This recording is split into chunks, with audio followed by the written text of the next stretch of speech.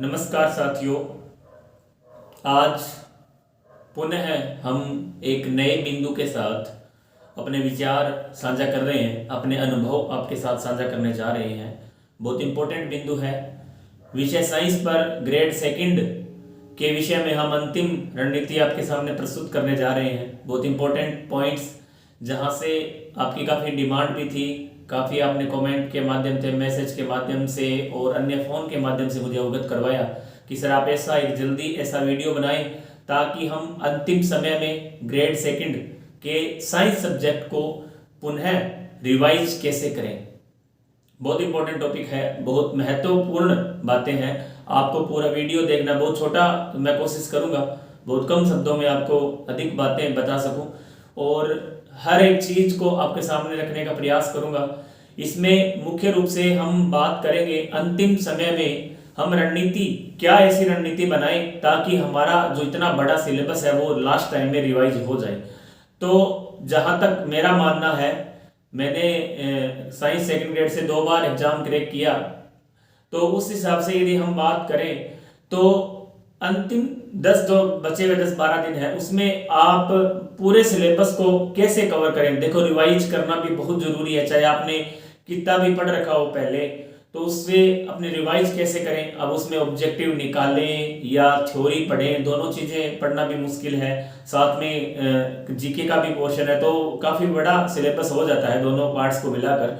तो हम एक ऐसी आपके सामने रणनीति प्रस्तुत कर रहे हैं, उसके माध्यम से आप आसानी से इसको रिवाइज कर पाएंगे, जहां तक मेरा मानना है। तो आपको करना क्या है, कुछ इंपॉर्टेंट फैक्ट मैं आपको यहाँ बता रहा हूँ, उस हिसाब से आप उन टॉपिकों को पढ़ना है। आपने यदि 1 बार 2 बार 3 बार रिवाइज सिलेबस को कर लिया है, तो लास्ट में आपको केवल उन टॉपिकों को ही इन 10 दिन में पढ़ना है। बाकी यदि आप छोड़ सकते हैं, यदि आपको लग रहा है ये पूरा सिलेबस रिवाइज नहीं हो रहा, देखो 2 बातें हैं। यदि आपने शॉर्ट नोट्स बना रखे हैं तो आप पूरे सिलेबस के जितने भी आपके पास chemistry, bio, physics, teaching method वगैरह के यदि शॉर्ट नोट्स हैं तो आप उनको पुनः एक बार रिवाइज कर सकते हैं। यदि मान लो बाय द वे आपने शॉर्ट नोट्स नहीं बनाए, और देखो समस्या यही आती है कि जब अपने पास शॉर्ट नोट्स नहीं होते हैं तो ये पूरा सिलेबस काफी बड़ा दिखता है और बड़ा लगता भी है कि हम इसको कैसे रिवाइज करें। फिर ऐसा मूड सा ऑफ हो जाता है कि छोड़ दे सबको। लेकिन ऐसा नहीं करना। कई बार से गुस्सा भी आता है, इतना बड़ा सिलेबस दिखता है तो नहीं होगा, एग्जाम तो सर पर आ गई। लेकिन आप अपने आप को जिस हिसाब से पढ़ रहे हैं उस हिसाब से पढ़ते रहे लगातार, आप छोड़े नहीं। लेकिन कुछ महत्वपूर्ण बिंदु मैं आपको बता रहा हूं, उनका आपको अति आवश्यक, बहुत जरूरी रिवाइज करना है। और आप मैटर को कहाँ से पढ़ रहे हैं, इंपॉर्टेंट बात है। आप एनसीईआरटी पढ़ रहे हैं, राजस्थान बोर्ड की बुक या कोई नोट्स, आप केवल वही पढ़ें जो आप पढ़ रहे हैं। अब दूसरे की देखने से, वीडियो देखने से आप अपना मैटर चेंज ना करें। जहां से भी आप पढ़ रहे हैं बस उसको रिवाइज करें। देखो 100% हमें नहीं करना, केवल हमें वहां पर 50% मार्क्स ही चाहिए। देखो सब्जेक्ट में 50 से भी कम आ रहे हैं तो आपका चल सकता है काम। मान लो आप 60 प्लस 65 70 भी कर रहे हैं तो अच्छा स्कोर है। तो अपने को 50%, देखो आप कहीं से भी पढ़ें मैटर आ जाएगा। 50% मार्क्स लाना मेरे आईडी से कोई बड़ी बात नहीं है। आप जहां से भी मैटर पढ़ेंगे तो 50% कंप्लीट करेगा वो, चाहे वो नोट्स हो, राजस्थान बोर्ड हो, एनसीईआरटी हो, एलएम की सीट्स हो, कहीं से भी पढ़े आपका आराम से कंप्लीट होगा। उसके बाद रही ऑब्जेक्टिव की बात। अब देखो ऑब्जेक्टिव, यदि आपने ऑब्जेक्टिव उस टाइम निकाल ली, एक बार यदि आपने ऑब्जेक्टिव निकाल ली है तो उनको बार बार पढ़ने की आवश्यकता नहीं है, क्योंकि लास्ट समय में थ्योरी का रिवीजन बहुत जरूरी है। थ्योरी जो है उसको आप अच्छे से तैयार करें। ऑब्जेक्टिव यदि, और एक कंडीशन ये भी है, यदि आपने पहले बिल्कुल भी ऑब्जेक्टिव नहीं निकाले कभी भी और आप केवल थ्योरी पढ़ रहे हैं, तो आप एक साइड थ्योरी यदि आपकी कंप्लीट हो गई तो आप टॉपिक वाइज एक बार रिवाइज तो उनका कर सकते हैं। और यदि आपने पहले कई बार ऑब्जेक्टिव निकाल लिए हैं तो आप अब पुनः केवल थ्योरी का रिवीजन करें। और इंपॉर्टेंट यूनिट्स जिनका आपको रिवीजन अति आवश्यक है, कारण वो एक तरह से डाटाबेस यूनिटें हैं, उनका भूलना स्वाभाविक है। हम भूल जाते हैं। कुछ यूनिट्स ऐसी है, केमिस्ट्री में भी है, बायो में भी है, फिजिक्स में भी है, तो उनका आपको रिवाइज जरूरी होता है। कई बार हम एक चीज को बार बार पढ़ते रहते हैं तो वो भी अच्छी बात नहीं है। हमें टॉपिक ऐसे पता होना चाहिए। देखो आपको वैसे पता भी है, सिलेबस पर उनके निशान लगा लें। इन टॉपिक्स का रिवीजन बहुत जरूरी है और लास्ट टाइम में उनका यदि रिवीजन हो जाता है तो आप आराम से उसको हैंडल कर सकते हैं आराम से। मतलब कई बार हड़बड़ाहट आपको देखो बिल्कुल भी नहीं करनी, भी मेरे को ये नहीं याद, मेरे को इतना नहीं आता, पता नहीं होगा या नहीं होगा, इस तरह की भावनाएं आप बिल्कुल ना व्यक्त करें। केवल आप जिस तरह से पहले से लगातार तैयारी करें उसी हिसाब से आप लगातार तैयारी जारी रखें। देखो लास्ट टाइम में सबके होता है, आपने चाहे आरपीएससी ने जो टॉप किया है या जिसका 3rd रैंक से किसी भी रैंक से चाहे सिलेक्शन हुआ है, तो उसके ये समस्या रहती है कि लगता है भी मेरा नहीं होगा। और मैं आपको बता दूं, जब हमारा सिलेक्शन हुआ था उस टाइम मुझे भी लग रहा था, मुझे ये पहले कोई उम्मीद नहीं थी, कोई पता नहीं था भी मेरी ऐसी रैंक आएगी। ये चीजें पहले पता नहीं चलती है, केवल रिजल्ट आने के बाद ही हमें पता लगता है भी है, हाँ आइडिया आपने लगा सकते हैं भी मेरा सिलेक्शन हो जाएगा। बाकी ये चीजें आप ये सोच रहे हो भी हमें कोई 2 महीने पहले पता लग जाएगा भी हाँ मेरा तो सिलेक्शन होगा, ये सब दबाव वगैरह प्रेशर सबके साथ रहता है, तो आप इससे घबराए नहीं। आप केवल आपको कर्म करना है और लगातार आपकी तैयारी जारी रखनी है। क्योंकि लास्ट टाइम में यदि अपने थोड़ा चेंज अपने व्यवहार में यदि चेंज करते हैं तो समस्या आती है, पढ़ाई भी डिस्टर्ब होती है, दिमाग भी डाइवर्ट होता है। इन चीज़ों से अपने को बचना है, नेगेटिविटी से दूर रहना है, केवल आपको तैयारी करनी है और अच्छे से तैयारी करनी है आपको इसमें। अब मैं जो पुनः अपनी बात पर लौट रहा हूँ, आपको वो टॉपिक्स बता रहा हूँ इंपॉर्टेंट, जो उनका रिवीजन आपको आवश्यक है। और आरपीएससी देखो, जहां तक मैं आरपीएससी को जानता हूं 2016 से लेकर सेकंड ग्रेड से स्पेशली जुड़ा हुआ हूं, तो इसके जो पीछे के पेपर सेकंड ग्रेड का ही नहीं, फर्स्ट ग्रेड का, एसीएफ का, कॉलेज लेक्चरर तक के एग्जाम पेपर मैंने देखे हैं। तो आरपीएससी जिस पैटर्न से प्रश्न दे रही है, देखो अपना सिलेबस अलग है, कॉलेज लेक्चर का अलग है, एसीएफ का अलग है, लेकिन कुछ आप मान के चले 60% टॉपिक बायो में, केमिस्ट्री में एवरेज 12th बेस ही होते हैं और प्रश्न भी वहां 12th बेस ही पूछे जाते हैं, चाहे एग्जाम का पैटर्न एग्जाम कैसी भी हो। तो उसको जहां तक मैंने 30-40 पेपर जो देखे हैं पीछे के, तो उसका मैंने एक अध्ययन किया, देखा कि आरपीएससी प्रश्न किस टॉपिक से ज्यादा उठा रही है और किस तरह के प्रश्न बना रही है। तो उससे मैं आपको बताना चाहूंगा, लास्ट क्या पता उन लास्ट बचे हुए 10 दिन में आप भी इस तरह के प्रश्न तैयार कर सकते हैं, उन टॉपिकों को आप एक बार नजर से निकाल सकते हैं। तो मैं उन टॉपिकों की चर्चा आपके सामने कर रहा हूं। तो मैं टॉपिक वाइज आपको बता दूं कि हम सबसे पहले बायो पर यदि चर्चा करें, बायो में देखो मुख्य रूप से बायो और अपने केमिस्ट्री पर ही करेंगे चर्चा। यदि आप फिजिक्स आपने पढ़ रखी है अच्छी बात है, लेकिन लगभग मैं ऐसा मानता हूं कि 80% स्टूडेंट ऐसे हैं जिन्होंने फिजिक्स एक बार मतलब बहुत कम पढ़ी है। तो वो यदि आपने पढ़ रखी है तो आप उसका अच्छे से रिवीजन करें अपने हिसाब से, आप नोट से, जहां से भी आपने पढ़ी है कोचिंग वगैरह से।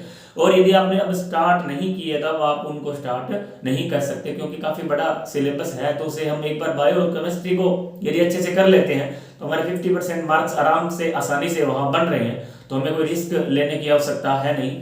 तो हम बात करें टॉपिक्स की, यूनिट फर्स्ट में मैं आपको बता दूं, एक बार आप रिवीजन करते समय वैसे तो मैं आपको बता चुका हूं, जैसे सेल डिवीजन है उसको थोड़ा सा आप देख लें, अरसूत्री विभाजन जो सेकंड है उसको अच्छे से तैयार कर लें क्योंकि वहाँ न्यूमेरिकल टाइप प्रश्न भी आते हैं और थ्योरेटिकल भी, तो उनको एक बार आप रिवाइज कर लें, क्योंकि वहाँ अवस्थाएं आपस में अंतर परिवर्तित हो जाती है, हम भूल जाते हैं भी कौन सा फर्स्ट का है कौन सा सेकंड का है।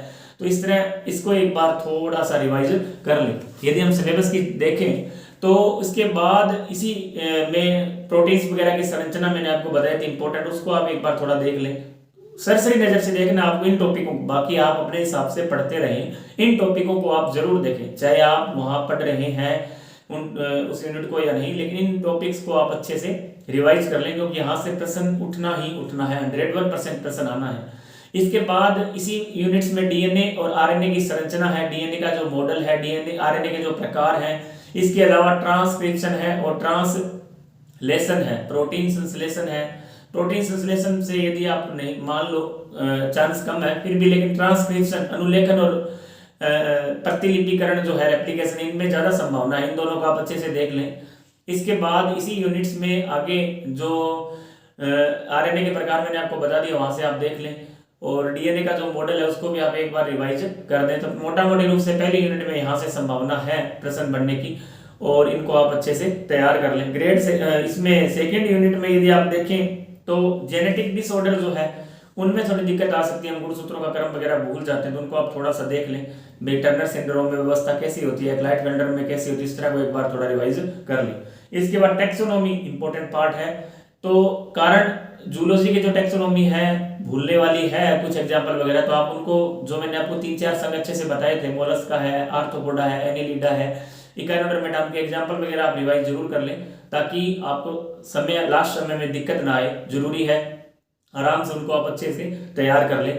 और वैसे पूरी यूनिट आप पढ़ रहे हैं लेकिन जो मैं टॉपिक बता रहा हूँ उनको आप अच्छे से जरूर रिवाइज करें। उसके बाद इकोलॉजी का जो पार्ट है आप पढ़ रहे हैं, कोई दिक्कत वाली बात है नहीं। बायोटेक्नोलॉजी में आप यदि देखना चाहें तो PCR, DNA replication, DNA fingerprinting और पीसीआर को अच्छे से देख लें। उनका जो एंजाइम का है टेम्परेचर वगैरह, किस टेम्परेचर पर किस तरह काम कर रहे हैं, तो वो आप एक बार थोड़ा देख लें। इसके बाद प्लांट एनाटॉमी भूलने वाली यूनिट है 101%। यहाँ जड़ तनापत्ति की संरचना में किस कोई विशेष करेक्टर आप देख लें। टिश्यू में विशेष स्पेसिफिक टिश्यू जो है विशिष्ट उत्तक, उनमें प्रकार है, किस तरह की संरचना कैसी पाई जाती है उनको आप देख लें। वेस्कुलर बंडल, उनका टाइप वगैरह एग्जांपल वगैरह देख लें। एग्जांपल बेस्ड प्रश्न यहाँ से आता है तो एग्जांपल आप जरूर देख लें। इसके बाद प्लांट फिजियोलॉजी यहाँ स्टार्ट हो रही है। प्लांट फिजियोलॉजी से 5-4 प्रश्न कन्फर्म आने हैं, 4 से 5 प्रश्न, 5 यूनिटें हैं, तो एक बार बड़ा बड़ा इसका रिवाइज आप कर दे। वैसे ये भूलने वाली कोई है नहीं, आप आराम से यदि आपने पहले पढ़ी है तो इनमें देखो जहां T4 T3 पादप, C3 C4 पादप है, उनमें अंतर वगैरह एंजाइम कौन सा काम होता है तो वहां से आप एक बार थोड़ा देख लें। क्रेस चक्कर को एक बार मोटा मोटी देख लें कौन सा एंजाइम, क्योंकि हमने वहां जरूरी है उन चीजों को आप रिवाइज एक बार कर लें।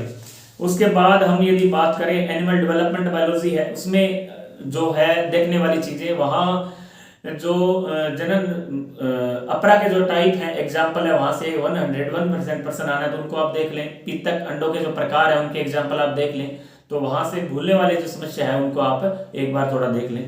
इसके बाद इवोल्यूशन इंपॉर्टेंट टॉपिक, एक प्रश्न आपको इवोल्यूशन देकर जाएगा। इसमें जो सिलेबस के अकॉर्डिंग अपने देखें तो यहाँ से बुक वगैरह कई बार डार्विन की इस तरह की बुक्स पूछ ली जाती है, उनका सन वगैरह थोड़ा एक बार नजर दौड़ा लें, एक प्रश्न यहाँ से कंफर्म है। इसके बाद ह्यूमन एनाटॉमी है या फिजियोलॉजी जिसको बात करें उसको आप रिवाइज आप कर चुके हैं। यदि उसमें आप देखना चाहें तो एनिमल टिश्यू है उसको आप अच्छे से तैयार कर लें एक तो, क्योंकि उसके एग्जाम्पल है आपको याद करने पड़ेंगे। पेशी उत्तक है वह एग्जाम्पल है तो उनको आप एक बार देख लें, बाकी आप थ्योरी पढ़ चुके हैं। इसके बाद यदि हम बात करें अब केमिस्ट्री पर, यदि यहाँ सिलेबस के अकॉर्डिंग 12th में सिलेबस जो चल रहा है उसमें एटॉमिक स्ट्रक्चर में एक बार आप जो मोलिकुलर फॉर्मूला जो इसमें इंपॉर्टेंट बात है मोल कॉन्सेप्ट जो है उसको आप थोड़ा देख लें, उसका फॉर्मूला आप देख लें। यहाँ से 101% क्वांटम नंबर को एक बार आप रिवाइज कर लें। थ्योरी का प्रश्न भी आ जाता है, न्यूमेरिकल भी आ जाता है, तो उसको आप जरूर देख लें। 101% प्रश्न आएगा, बाकी इसमें कोई ज्यादा इंपॉर्टेंट है नहीं। और केमिकल बॉन्डिंग में संकरण को आप एक बार देख लें, तरीका जो भी आपकी ट्रिक वगैरह है उनको आप रिवाइज कर लें कि इसमें कौन सा संकरण पाया जाता है तो वो देख लें एक बार। वहां से संभावना है प्रश्न की 101%, तो उसको आप थोड़ा बड़े रूप से रिवाइज कर लें। केमिकल बॉन्डिंग में मुख्य रूप से यहीं से प्रश्न आना है। इसके अलावा पीरियोडिक टेबल में आपको दो तीन चीजें हैं उनका क्रम आप देख लें, जैसे इलेक्ट्रॉन नेगेटिविटी है, विद्युत ऋणता, परमाणु, इसके अलावा जो property atomic and ionic radial ionic त्रिज्या है, परमाणु त्रिज्या है, उसको आप एक बार थोड़ा देख लें। इलेक्ट्रॉन गेन एंथैल्पी उसको आप एक बार थोड़ा रिवाइज कर लें, उनका क्रम वगैरह देख लें। यहाँ से पी ब्लॉक से इंपॉर्टेंट रहता है पी ब्लॉक, तो पी ब्लॉक से प्रश्न उठा लिए जाते हैं। प्रश्न अवश्य आपने का रहेगा लेकिन उठाएंगे वो पी ब्लॉक से, जिस तरह से ये है आराम से। इसके अलावा एसिड बेस थ्योरी जो है तीनों, उनके आप एग्जांपल थोड़ा देख लें। एग्जांपल पूछा जाता है कौन सा लुईस अम्बल है, कौन सा लुईस चार है, तो इस तरह आप एक बार उसको रिवाइज कर लें बड़ा। और पीएच को भी आप देख लें, उसके फॉर्मूले जो 2-3 बन रहे हैं उनको आप अच्छे से देख सकते हैं। मैं मोटा मोटी आपको बता रहा हूँ इंपॉर्टेंट, इन टॉपिकों को आपको जरूर टच करना है, बाकी आप रिवाइज जिस हिसाब से कर रहे हैं अच्छा है। इसके अलावा ऑर्गेनिक केमिस्ट्री में ज्यादा कोई दिक्कत वाली बात है नहीं। बहुलक का जो टॉपिक है वहां आप उनकी संरचना एक बार देख लें, हम भूल जाते हैं। ये जो थ्योरी की सारी यूनिटें आप रिवाइज कर लें एक बार। पी ब्लॉक है, एस ब्लॉक है, डी ब्लॉक है, एफ ब्लॉक है, वहां इलेक्ट्रॉनिक विन्यास वगैरह, आयनिक त्रिज्या का क्रम, अन्य बहुत सी थ्योरेटिकल है पूरा, तो उसको एक बार रिवाइज जरूर कर लें। अच्छा बड़ा पोर्शन है, अच्छा नंबर स्कोरिंग है, तो आप इनको छोड़े नहीं। जो मैं यूनिट आपको बता रहा हूँ इनमें आप अच्छे से तैयार इनकी कर लें तो आपको अच्छा फायदा यहाँ से मिल सकता है। इसके अलावा हम यदि बात करें बायो में ग्रेजुएशन लेवल में, तो ग्रेजुएशन लेवल में वही सेम है। अब आप इनफ्लोरेसेंस का जो टॉपिक है वो आप अच्छे से तैयार कर लें। देखो इनफ्लोरेसेंस, फ्लावर की स्ट्रक्चर और कूल फैमिली, ये 3 ऐसे टॉपिक है यहाँ से जो फैमिली का हम डरते हैं काफी भी, फैमिली का प्रश्न किस तरह पूछा जाता है। तो फैमिली इन फ्लोरोसेंस और फ्लोवर की स्ट्रक्चर पर डिपेंड है पूर्ण रूप से, लगभग उनसे जुड़ा हुआ ही प्रश्न यहाँ पूछा जाएगा आपसे। डायरेक्ट फैमिली से प्रश्न, यदि फैमिली से डायरेक्ट प्रश्न आता है तो केवल और केवल इकोनॉमिक इंपोर्टेंट का आपसे पूछा जा सकता है, इसके अलावा कोई प्रश्न यहाँ से नहीं आएगा। इन फ्लोरोसेंस और फ्लोर की जो स्ट्रक्चर है उसको आप अच्छे से तैयार कर ले, उस बेस से ही प्रश्न आपसे पूछा जाएगा। इसके अलावा इकोलॉजी में यदि आप पढ़ना चाहें तो एक मेरी बात आप मान लें, पीरियड जो पिरामिड्स है उनके एग्जांपल आप एक बार देख लें, भूल जाते हैं, बाकी लगभग इकोलॉजी में कोई भूलने वाली चीज है नहीं। और बायोटेक्नोलॉजी में आपको बता चुका हूं, केवल डीएनए फिंगरप्रिंटिंग और आपको 2 चीजें जो देखनी है पीसीआर वो आपको मैं बता चुका हूं। इसके अलावा क्रिप्टोग्राम्स, इंपोर्टेंट ब्रायोफाइट, एडोफाइट, जिम्नोस्पर्म, एंजियोस्पर्म, इनके एग्जांपल और इनके मुख्य कैरेक्टर, इस यूनिट का आप रिवाइज जरूर करना।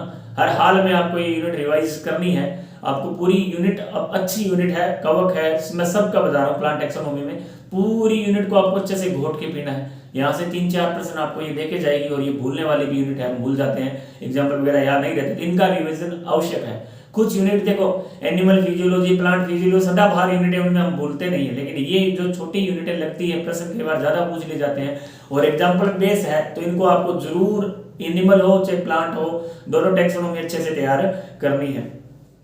इसके अलावा डबल फर्टिलाइजेशन को अच्छे से तैयार कर लें, इसके एग्जांपल वगैरह देख लें। इसके अलावा जो नाम है एपोमेक्सिस, पॉलीएम्ब्रियोनी और पार्थिनोकार्प की परिभाषा आप देख लें।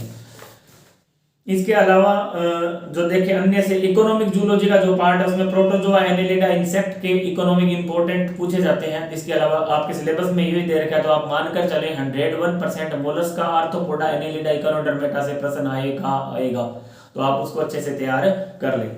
इसके अलावा अब यूनिट कोऑर्डिनेशन कंपाउंड में आपको पता है आइसोमेरिज्म है, संभाव्यता पूछ लेता है, नामकरण पूछ लेता है, ये संकरण है, तो आप उनको ट्रिक वगैरह देख लें, इंपॉर्टेंट एग्जांपल है तो उनको आप अच्छे से तैयार कर लें। इसके बाद गैस स्टेट मैटर वाली है, इसमें 2-3 रूल है, कोई ज्यादा बड़ी यूनिट नहीं है, आराम से। इसमें सॉलिड स्टेट है, उसमें एक सारणी है, उसको आप अच्छे से तैयार कर लें, सारणी याद एक इसमें है और एक सरफेस केमिस्ट्री में है, प्रक्षेपण प्रवस्था, प्रक्षेपण माध्यम वगैरह, कोलोइड की जो सारणी उसको आप अच्छे से तैयार कर लें, इंपॉर्टेंट है, पूछी जाएगी। इसके अलावा डी ब्लॉक है, ब्लॉक की बात कर चुका हूँ, प्योरली थ्योरेटिकल है, एग्जाम्पल वगैरह इनके अच्छे से तैयार कर लें, नंबर भी अच्छी देखी जाएगी, आपको 5-7 प्रश्न इनसे आने हैं। जो 4-5 यूनिट है मैंने आपको बताया, डी, एफ, एस, पी, और इसके अलावा पॉलीमर वगैरह, सरफेस केमिस्ट्री, बड़ी यूनिटें हैं, अच्छे नंबर आपको देखे जाएंगे, उनका एक बार रिवाइज अवश्य कर लें। तो आप इस तरीके से यदि रिवाइज मैं मोटा मोटी बता रहा हूँ, आपका ज्यादा समय नहीं लूंगा, तो आप इस तरह यदि रिवाइज करेंगे तो बड़े रूप से आप अच्छे से रिवाइज कर सकते हैं। बाकी अतिरिक्त समय आपके पास है तो आप पूरी रिवाइज भी कर सकते हैं। ये उन स्टूडेंट के लिए है जिन्होंने बिल्कुल भी थोड़ी घबराहट भी महसूस हो रही है और पूछ रहे हैं भी हम किन यूनिटों का, कई बार अपना दिमाग काम करना बंद कर देता है इस समय में, भाई हमें तो कुछ नहीं पढ़ा, अब क्या पढ़ें, तो उनके लिए तो बिल्कुल रामबाण औषधि है। आप अच्छे से इन यूनिटों को भी पढ़ लोगे तो आपके अच्छे मार्क्स आ सकते हैं। बाकी स्टूडेंट जो रेगुलर अच्छे से तैयार कर रहे हैं उनके लिए भी इंपॉर्टेंट ऐसे है कि उनको ये यूनिट जरूर तैयार करनी है। मान लो कई बार बड़ा सिलेबस में हम इन यूनिटों को भूले नहीं, यदि और यूनिट आप छोड़ दें लेकिन इनका रिवाइज पूरा रिवाइज हो रहा है तो बहुत शानदार बात है, लेकिन पूरा रिवाइज नहीं हो रहा फिर आपको ये यूनिट तैयार करनी है। इसके अलावा टीचिंग मेथड में मैं आपको बता चुका हूँ, बायोमोलिक्यूल में प्रोटीन इंपॉर्टेंट है, न्यूक्लिक एसिड, ये आप उनमें भी बायो में पढ़ चुके हो। इसके अलावा केमिस्ट्री एवरीडे लाइफ में रटने वाला है, तो इस यूनिट को भी आप अच्छे से तैयार करें। तो ये मोटा मोटी मैंने सरसरी नजर से पूरा सिलेबस को आपको बता दिया है। और फिजिक्स में आपने किस हिसाब से तैयार कर रखी है वो आपको पता है, कौन सी यूनिट, जो यूनिट आपने पढ़ी है, 5 पढ़ी है, 4 पढ़ी है, 3 पढ़ी है, 2 या 10, जितनी भी पढ़ी है उनको ही आप रिवाइज करें, नई यूनिट का बिल्कुल भी चयन ना करें। टीचिंग मेथड का आपको मैं अलग से वीडियो डाल चुका हूं, टीचिंग मेथड में मंगल की बुक आप पढ़ें। इसके अलावा ऑब्जेक्टिव जरूर निकालें, पीछे हुए 6-7 आरपीएससी के पेपरों में आए हुए सभी प्रश्न आप अच्छे से तैयार कर लें, लगभग उसी बेस प्रश्न पूछे जाएंगे, इसके अलावा कोई ज्यादा संभावना है नहीं प्रश्न आने की, तो आप लगभग वहां से 15-16 नंबर अपने प्रश्न वहां से सही हो जाएंगे। तो अब आपको मैं मोटा मोटी बता दूं कि मैंने पूरा सिलेबस आपको एक बार बता दिया है, इस हिसाब से आप बचे हुए 10-12 दिन में अपने पूरे सिलेबस को रिवीजन कर सकते हैं। सेम जो चीजें बताई, ये सिलेबस मेरे पास जब मैंने ग्रेड 16 में तैयारी स्टार्ट की थी जब का पड़ा हुआ है, बिल्कुल फटाफट चुका है, लेकिन इसमें इतने टिक निशान लगा रखे हैं कि हर एक चीज इसमें मैंने मेंशन कर रखी है, इस हिसाब से इसको पढ़ना है। तो आप भी इस तरह अपने आप को व्यवस्थित रखें, घबराए नहीं, कि 101%, देखो मैं आपको बार बार वीडियो के माध्यम से अन्य जब भी ऑफलाइन बैच में मैं बच्चों को बताता हूं कि आप जुड़े रहें, 101% सिलेक्शन होगा, बहुत ही शानदार मौका है।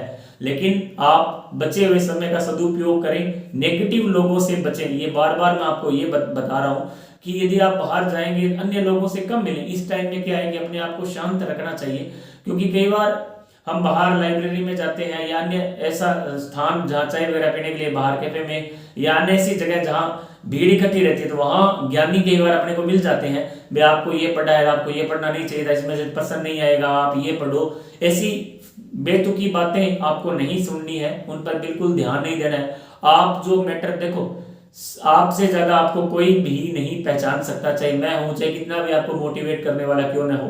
केवल खुद का जो सेल्फ कॉन्फिडेंस है ये बहुत ही इंपॉर्टेंट है एग्जाम के समय। बाकी नेगेटिव मार्किंग पर हर एक वस्तु पर मैं वीडियो बना चुका हूं। देखो समय का अभाव रहता है, मैंने कोशिश भी की कई बार पेपर वगैरह बनाने की, लेकिन समय नहीं मिल पाता है। तो मैं आपको वीडियो के माध्यम से जरूर बताना चाहूंगा कि वैसे इतना कोई टफ काम नहीं है, सेकंड ग्रेड साइंस से तैयारी करना बहुत आसान है। लेकिन हम क्या है कि 100% करने का प्रयास करते हैं, जो कभी नहीं होता। हमें 100% कभी भी नहीं करना चाहिए, हमें सिलेबस देखना चाहिए। एसएसटी का और साइंस का ऐसा सब्जेक्ट है कि वहां 100% कभी नहीं कर पाओगे।